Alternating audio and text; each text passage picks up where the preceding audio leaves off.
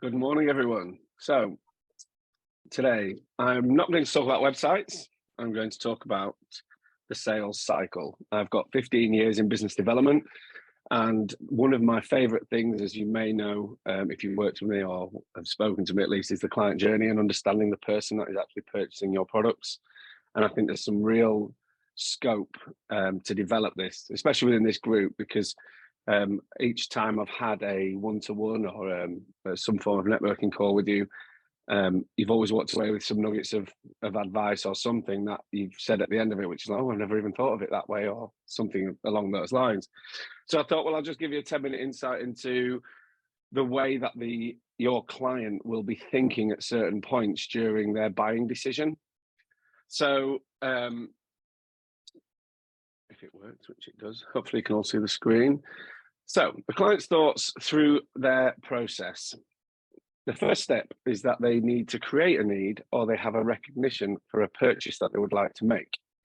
So in any form of selling or sales, there has to be a need or requirement. It can be a want or a need. And that also helps the speed in which a purchase can be made as well. If it's a want, they can sometimes take a bit longer, but if it's a need, there is always an impulse or a reason for someone to actually buy. Secondly is to evaluate the purchase options. So you'll have done this yourself. You might see an item of clothing on TV, or you might want to get some clothes designed by Jodie, or you may be thinking of going through some mindset mastery with Keith, and you decide that actually, yes, I'd like to give up smoking, or I would like to cure my fear of heights, etc. So you then go, or the client then goes online and researches exactly what it is that they think that they need. They may look at some videos on YouTube. They may look at reviews of Keith, or if he's popped up in the group, they may look at his website, etc., or see some video testimonials.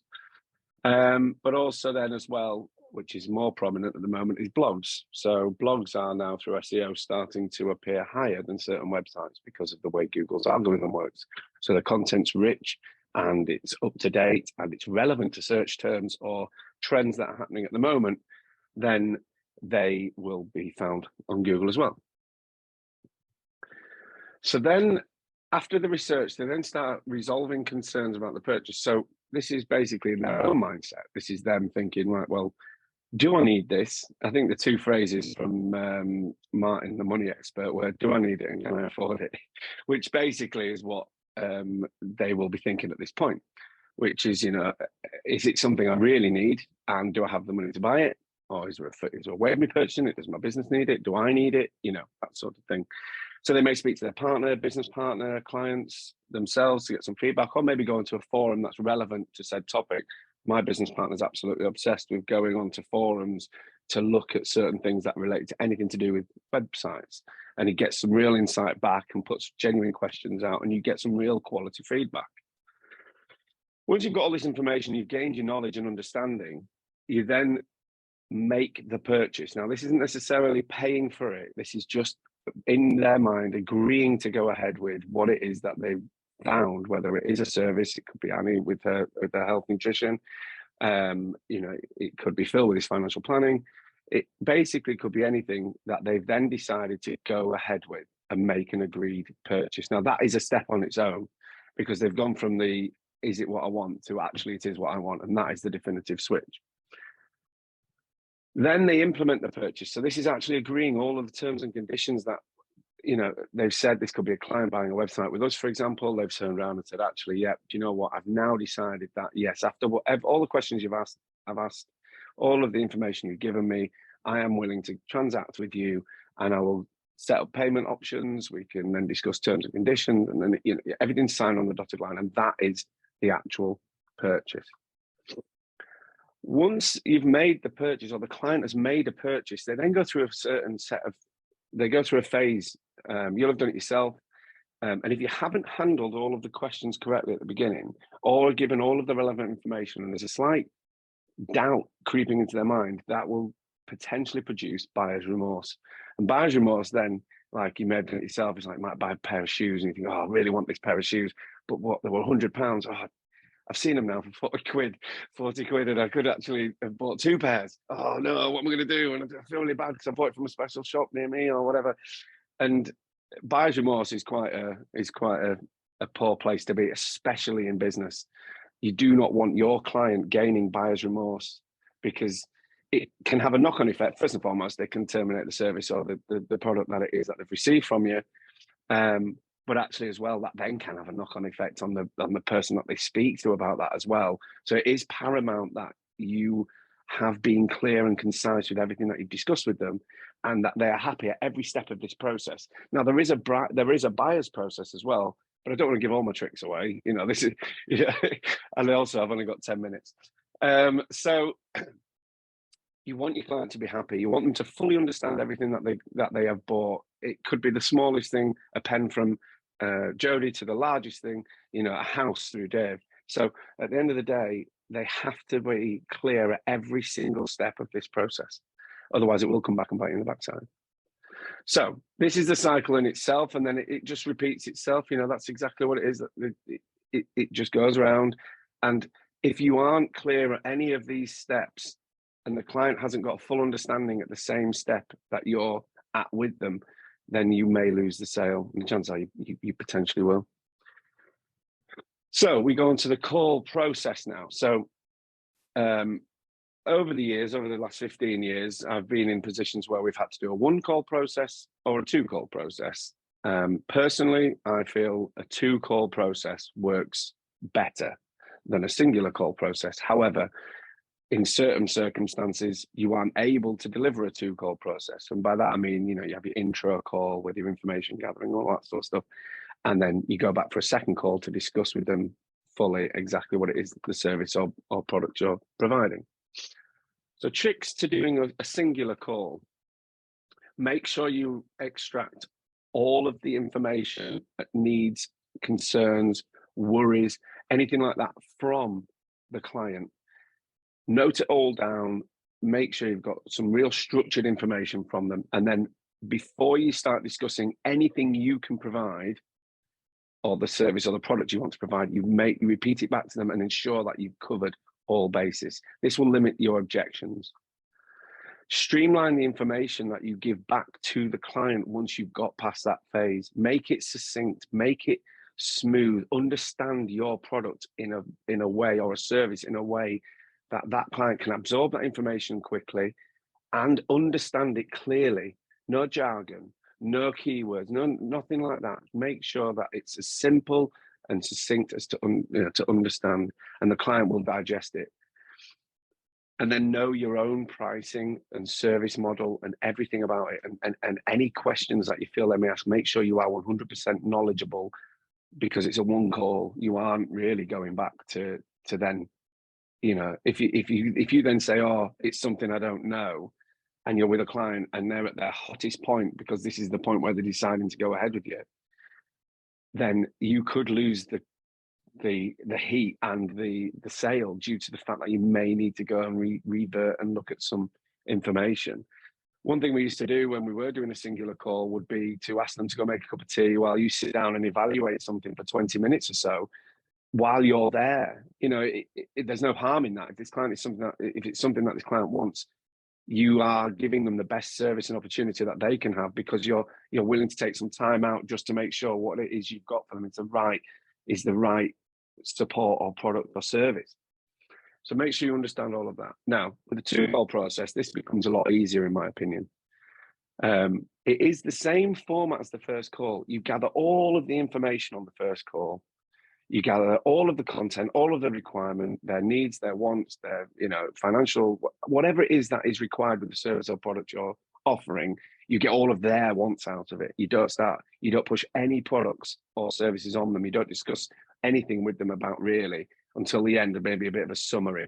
But you summarize back to them at the end of the 1st call. You say to them, look, here we are. We're at this point. I understand you need X, Y, and Z. And if I can come back and deliver that within a budget or within something that suits you, would you be happy to go ahead? And then, yeah, if they're happy with that, you've referred it all back to them, they've taken all the information. Then at the start of the 2nd call, you make sure you then repeat everything that was taken down and noted in the 1st call, and get you back on the same page, because you need that client to be back in the buying mentality again, because you've removed yourself from that cycle of the buyer. So repeating and ensuring that they understand everything that was discussed in the first call means it puts you straight back on that playing field of where you were when you left. And plus, if they've had any more questions in between, you can actually discuss with them those prior to select or suggesting the service or product you are offering. Now, if you have to go to a 3 call, there's usually a reason. Now, if they have a business partner that they have to go off and speak to, or whatever that is, could be the case. But generally, within 2 calls, you should be able to have done enough to sell or service your product, because they should understand where they're at with their budgets and things like that. If you've hit them with something that's maybe slightly more expensive, or if you've spoke to them about a service or product in the second call that they didn't decide in the first, that then takes them away again, and it loses that sort of heat and momentum of your client. So really, a 3rd call, if required, then you have to do it. But the idea really is that they probably aren't as interested, or are losing some information somewhere, or haven't quite got something. And generally, the 3rd call makes it really difficult to close. So that's an insight really into just what the sales process is, how your clients view services and products and their requirements. Does anybody have any questions?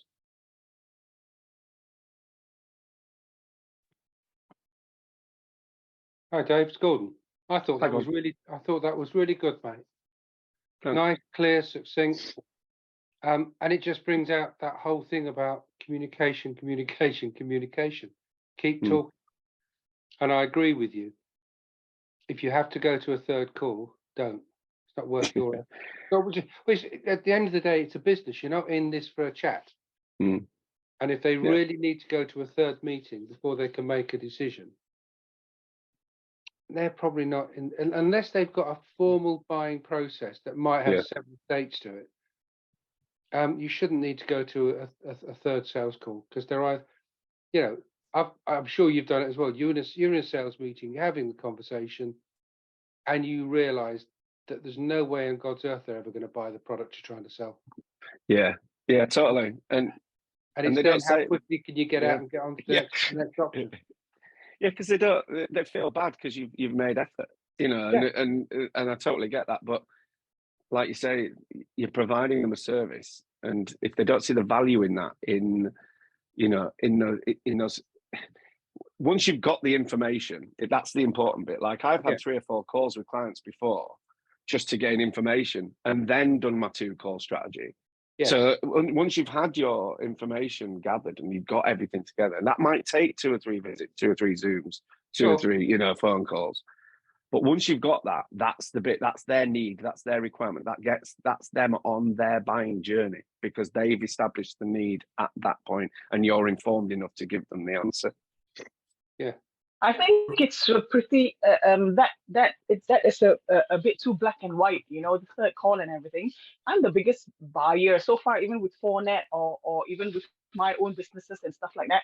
I'm a horses for courses person. I never like to do processes or do things that I'm not good at. I buy my services and stuff. And the thing is that in this modern day, everybody talks the talk. Sometimes two calls is not enough to convince, because I have difficulties now after all this being burnt.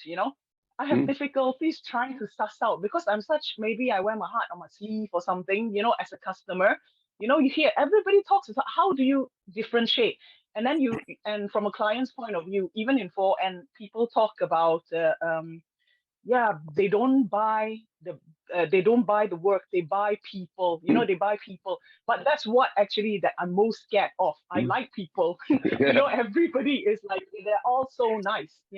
So, and especially if it is a big purchase, it's not the money, not the closing of the thing. It's the being confident and being, and when we try to sell something, even myself, I ended up like you making from, and you listening, and then you're like answering every single thing that the customer says, and then once you land the deal, afterwards I'm sitting there thinking, wait a minute, do I really want to work with this bloody client, which I don't really like anyway in the end? You know what I mean? So it's like, I know it's just a little bit more than, and I think with David, what he's given us is really, really good and concise. But again, reinforcing the fact that I would love to buy my services, because all those, that whatever he's written down is easy to interpret, and we sit here, but you need that experience to read those points. That's why, you know, I could, otherwise everything I do marketing, just go online and read it and then I can do it. But we can't. There's more to it. It's the experience and stuff that we try to tease out that they can actually deliver. Sorry to interject. Sorry. But we need to move on. I understand. I know people have got questions, so please do feel free to ask David directly in the chat or book a one-to-one with him. Thank you very much, David, for your insight. We'll now stop recording for the rest of the meeting.